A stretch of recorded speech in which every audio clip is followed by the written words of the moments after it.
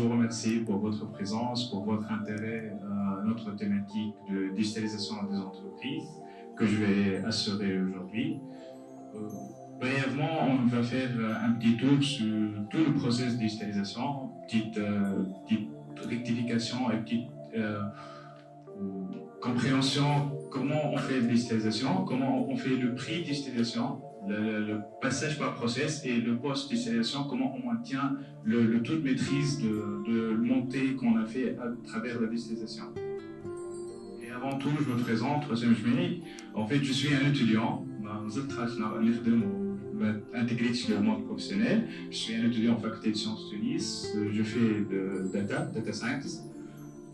Et en fait, j'ai fait une petite expérience avec Optima Junior Entreprise qui m'intègre au vie professionnelle et j'étais un chargé commercial des affaires. J'ai eu l'opportunité de gérer quelques projets, une vingtaine de projets à travers Optima Junior Entreprise et avec laquelle j'ai eu monté en compétences et j'ai eu quelques connaissances au monde de digitalisation et comment on fait lors de process. Et maintenant, je suis l'actuel président de cette entité. Optima, ce sont des associations, des juniors entreprises qui travaillent sur l'implémentation professionnelle à travers des prestations de services au domaine des études des étudiants lors des établissements. Donc, on entame notre programme. Premièrement, on va faire une petite introduction à la digitalisation qui cristalise lieu sur les business process qu'il faut comprendre avant d'entamer la digitalisation, qu'il faut comprendre notre situation actuelle de nos entreprises. Troisièmement, la digitalisation des process en eux-mêmes. Et finalité de digitalisation, comment on maintient la digitalisation et c'est quoi l'apport final de digitalisation et la seuil de digitalisation. Et dernièrement, on va parler un peu de conduite du changement et comment on intègre un tel process et intègre une telle opération. Donc, la digitalisation, dans une explication simple, c'est transformer les outils, les objets, les documents, les process qu'on a à des solutions digitales. Donc, on ne va pas parler assez code, on va parler un peu aspect général, un peu aspect managérial aujourd'hui. Et on peut distinguer de cette courbe que la digitalisation est une tendance aujourd'hui dans le monde entier. En fait, c'est un courbe qui représente les dépenses des entreprises envers ce processus. En 2017, on a eu 0,96 milliards de dollars de dépenses pour la digitalisation. Et on attend une dépense de 2,8 milliards de dollars en 2025. Donc, tout au long de ces 8 ans, le chiffre a augmenté 4 fois. Le chiffre a multiplié 4 fois et on a vu une pic lors de 2020 qui est évident lors de Covid et le changement qu'il a fait des mindsets des managers, des mindsets des process de pilotage qui travaillent de plus en plus sur la sécurité de leurs affaires et avoir une panoplie des canaux de communication avec ses clients, panoplie de communication, panoplie des outils de prospection pour garder et maintenir leurs affaires face à tout type de défis, tout type de challenge. Les objectifs de digitalisation, généralement, les organismes qui l'entament pour 4 main objectives. Et on a l'optimisation de l'organisation, on optimise les process, on améliore les process, on améliore le niveau de maîtrise interne de l'entreprise. Puisque la digitalisation travaille sur l'optimisation des tâches redondantes, l'optimisation des affaires et des tâches de nos ressources humaines. Deuxièmement, c'est la performance du collaborateur. On va entamer les CRM et les outils de gestion clientèle. Comment on peut améliorer notre relation avec nos collaborateurs et même améliorer dans nos collaborateurs avec des nouveaux concepts tels que le Open Innovation et l'innovation des startups et l'innovation des entreprises entre eux. Troisièmement, le gain d'agilité. Aujourd'hui, on parle des ERP, on parle des méthodologies Scrum, Kanban, etc., qui travaillent sur l'optimisation, ils travaillent sur l'amélioration continue, ils travaillent sur l'agilité et qu'est-ce qu'on peut faire avec la digitalisation de nos process et l'amélioration de nos relations. Et quatrièmement, la maîtrise des coûts. On sait tout que quand on dépasse le paperasse, on dépasse le physique et comme il a parlé le monsieur qui est avant, de Metaverse, etc. Ce sont tous des outils pour dépasser les coûts physiques et les coûts des entreprises et avoir un retour d'investissement plus haut. Quelques indicateurs clés de la digitalisation. En fait, j'ai choisi des indicateurs clés qui sont un peu négatifs, que le chiffre que vous voyez, 41% des entreprises ont entamé et ont finalisé le processus de digitalisation avec une budgétisation saine. Qu'est-ce que ça veut dire une budgétisation saine? Donc, ils ont respecté le budget prévisionnel ou bien ils ont clôturé le process avec des revenus. Donc, en prévision quelques dépenses, seulement 41% on peut entamer ce chiffre.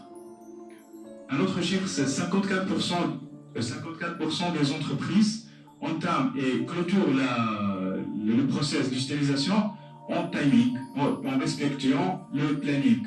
Donc ces chiffres montrent que le process c'est pas assez facile, le process c'est pas assez banal à montrer, c'est pas juste de code ou bien de tech et recruter quelques ingénieurs informatiques et voilà, on peut digitaliser nos process et avoir des revenus et avoir nos objectifs. Par contre, le dernier chiffre, c'est un peu positif. 92% des entreprises qui ont clôturé le process ont eu des bénéfices, ont eu un retour sur investissement positif.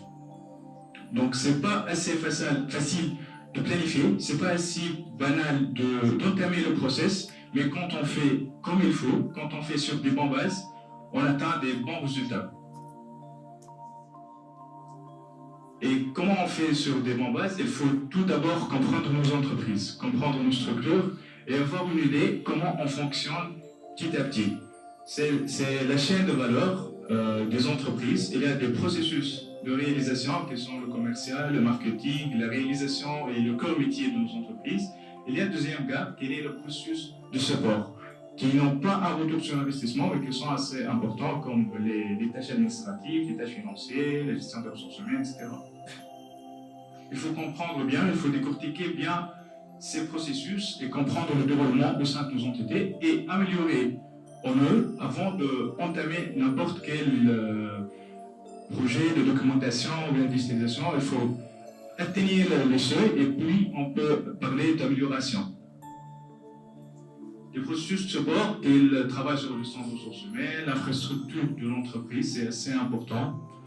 Et le recherche et développement, l'R&D, qui est devenu aussi une tendance de le marché aujourd'hui.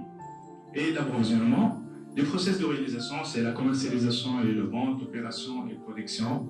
Et maintenant, c'est le service client, logistique interne et externe de nos entreprises. Parler de digitalisation, ainsi parler des systèmes de fonctionnement des entreprises. Le premier niveau de ce système, c'est le système opérationnel, c'est la réalisation, c'est les tâches de réalisation qui travaillent avec les clientèles, avec nos fournisseurs, nos collaborateurs, etc.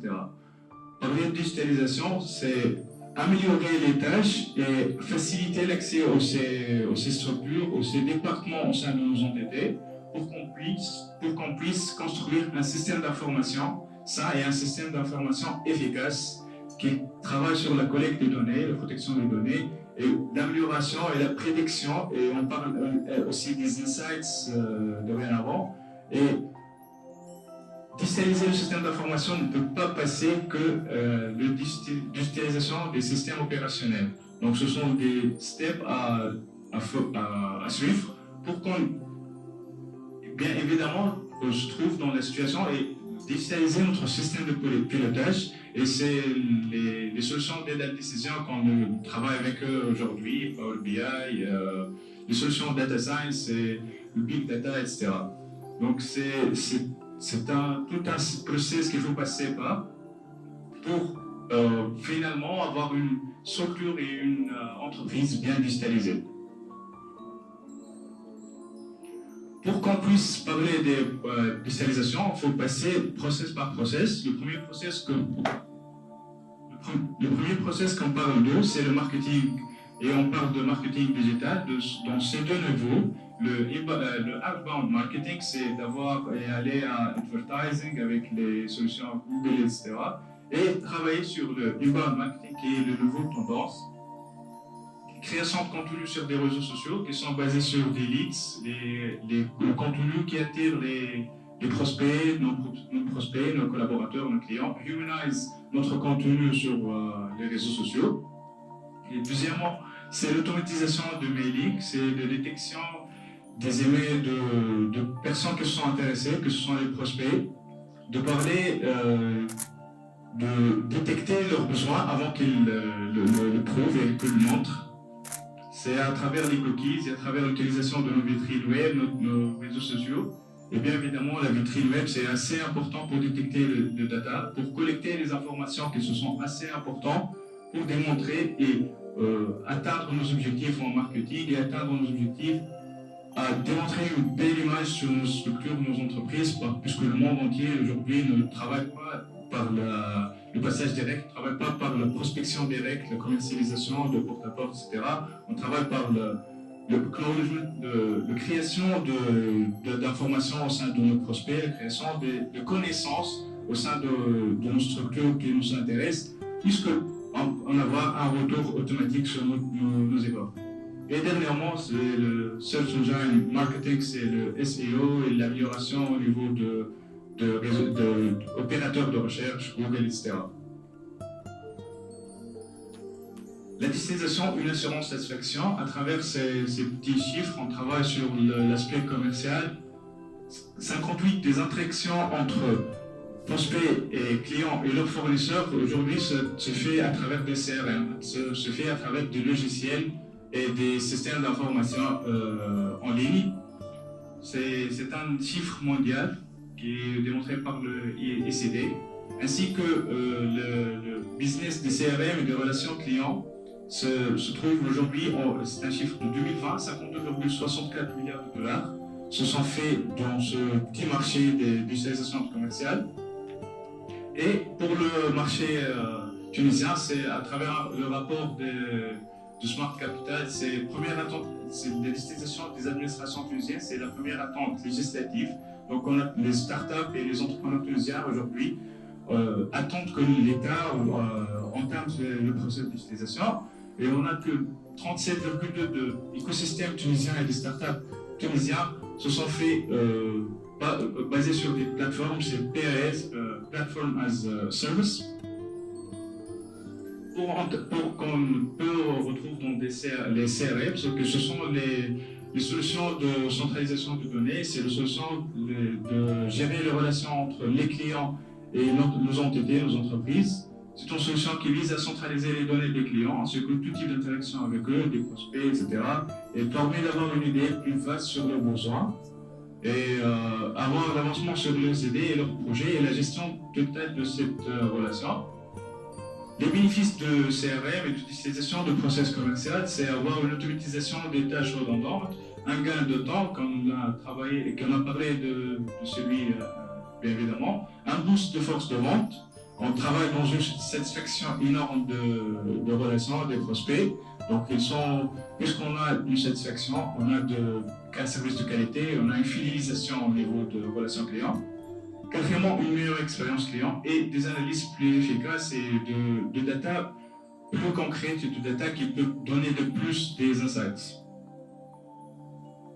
C'est un exemple d'un CRM, c'est une interface qu'on peut gérer les leads, les informations qu'on a, les propositions commerciales, le parti follow-up et le closing. C'est un dashboard CRM qui peut nous aider à démontrer et à améliorer notre process commercial. Quand on parle des commerciales, il y a 4 types de commerciales, de CRM. On va voir deux d'entre eux, qui sont les on-site, c'est aller et digitaliser le process de A jusqu'à Z avec une solution propre à nous, propre à notre société, à travers une tierce partie, une entreprise qui travaille dans la digitalisation, ou bien améliorer un département en informatique avec des ingénieurs informatiques, etc.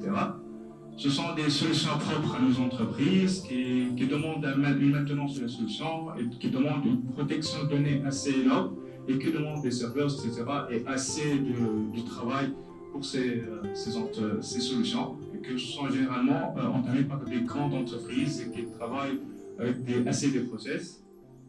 Le deuxième type, c'est le SaaS. Software as a Service. Ce sont le type le plus simple et ce sont plus ou moins un software à manipuler.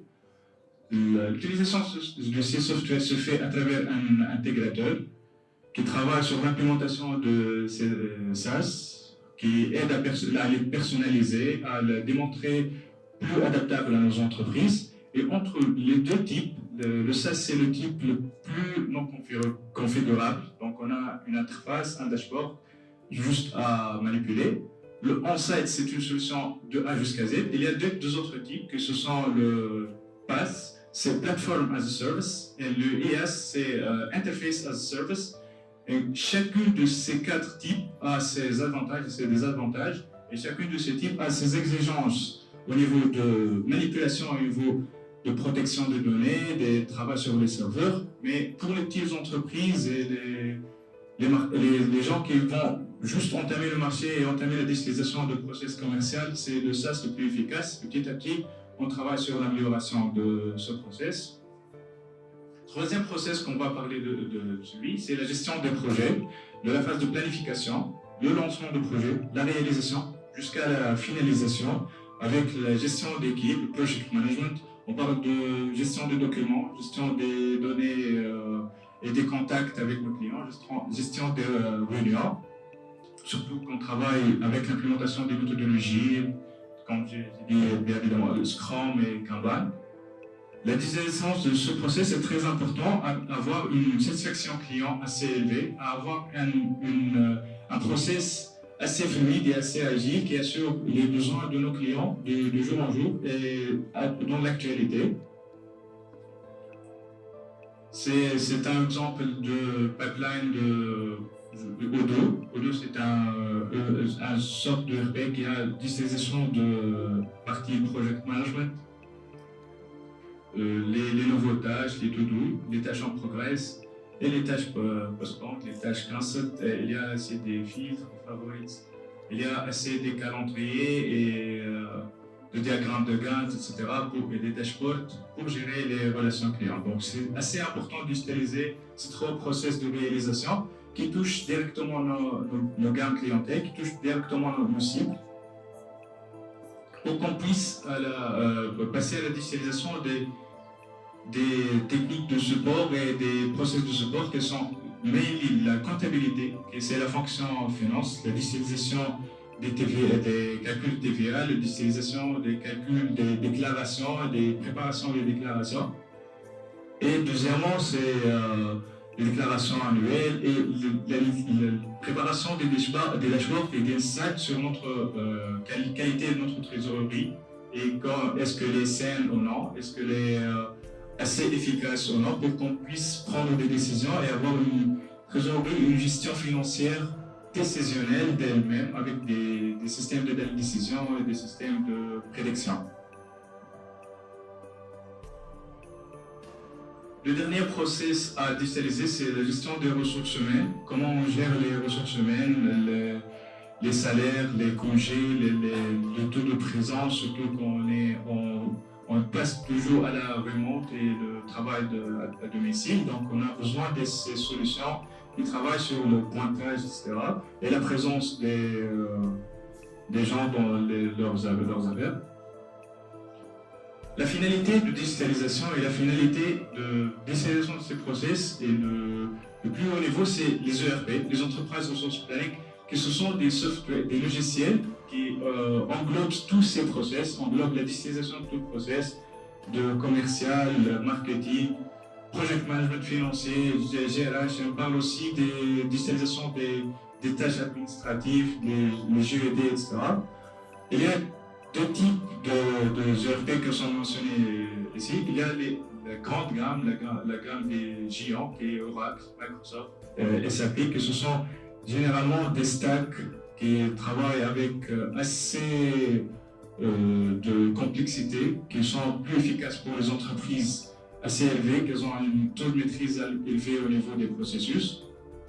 Et la deuxième gamme, c'est les open source, comme Odoo et Apache, que ce sont des open source qui ne coûtent pas la même coût que les ERP développés. Ces deux sont open source et on peut les implémenter dans nos entreprises à travers des intégrateurs. C'est pas assez de coût, donc c'est le coût d'intégration de serveurs et d'hébergement, etc. Et pour qu'on puisse avoir une digitalisation saine et avoir une digitalisation continue, il faut avoir un processus de conduite de changement. En fait, c'est une étude faite par Panorama Consulting, qui est une boîte consulting assez renommée. 75% des employeurs trouvent que le changement, c'est pas assez difficile au niveau technologique, c'est pas assez difficile au niveau organisationnel, au niveau des process, amélioration du process, mais c'est assez difficile au niveau organisationnel, au niveau de changement des habitudes, au niveau d'amélioration de nos habitudes. 75%. Donc les aspects techniques sont plus faciles dans un tel process que les aspects de gestion des ressources humaines et d'améliorer les compétences de nos employés et d'avoir des employés qui sont plus haute tendance, qui sont plus au marché et que peuvent gérer des solutions assez développées. Donc ce sont les bases de digitalisation, quelques petits points sur la digitalisation des process. La finalité, c'est d'avoir des ERP assez efficaces, avoir des ERP qu'on puisse, à travers eux, gérer toutes nos entreprises. Et ce ne peut pas être fait qu'à travers la digitalisation des mindsets de nos employeurs et l'amélioration des mindsets de nos employeurs. C'est tout à fait notre présentation. Merci pour votre présence. Si vous avez des questions.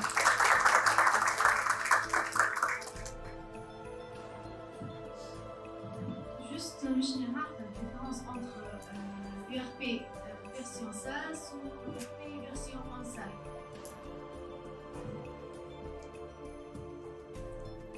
En fait, la différence, c'est pas assez énorme, mais la différence, c'est dans la maintainabilité de process. L'on-site, c'est une solution from scratch, donc ça va être une solution personnalisée à nos besoins. Donc il y a des décortications des process, décortications des procédures, et passage par gradation, et c'est assez difficile à les gérer, puisque ça devrait être notre solution. Les SaaS sont des softwares qui se sont créés, qui sont standards. Juste, il faut y avoir un intégrateur ou bien quelques ingénieurs pour personnaliser la solution à nos besoins. Donc la finalité peut être la même, mais le passage dans le process, c'est ça la difficulté et le maintien d'automaîtrise des solutions.